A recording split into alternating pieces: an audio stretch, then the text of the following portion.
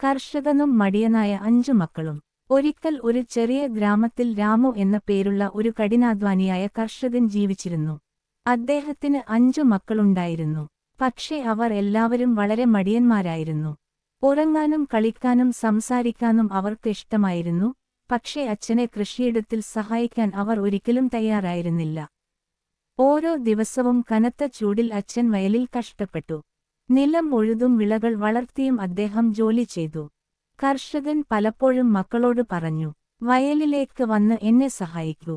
പക്ഷേ മക്കൾ പറഞ്ഞു, പിന്നീട് നോക്കാം അച്ഛാ, ഞങ്ങൾ ഇപ്പോൾ ക്ഷീണിച്ചിരിക്കുന്നു.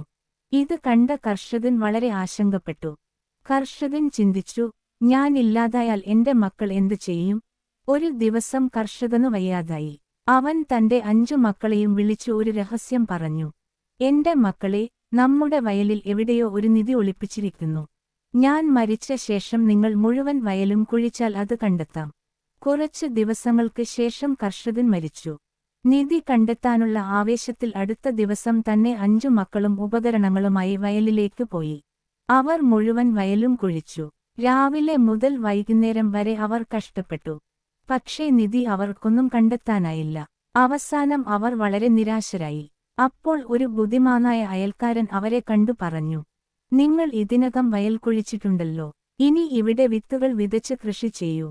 മക്കൾ അത് ചെയ്തു. അവർ വിത്തുകൾ വിതച്ചു. കുറച്ച് മാസങ്ങൾക്കു ശേഷം വയൽ പച്ചപ്പുള്ള വിളകളാൽ നിറഞ്ഞു. അവർ വലിയ വിളവെടുത്തു, നല്ല പണവും ലഭിച്ചു. അപ്പോൾ മക്കൾക്ക് അച്ഛന്റെ പാഠം മനസ്സിലായി. യഥാർത്ഥ നിധി കഠിനാധ്വാനമാണ്. ആ ദിവസത്തിൽ നിന്ന് അവർ മടിയന്മാരാകാതെ കഠിനാധ്വാനികളായ കർഷകരായി മാറി. ഗുണപാഠം: കഠിനാധ്വാനമാണ് ജീവിതത്തിലെ യഥാർത്ഥ നിധി.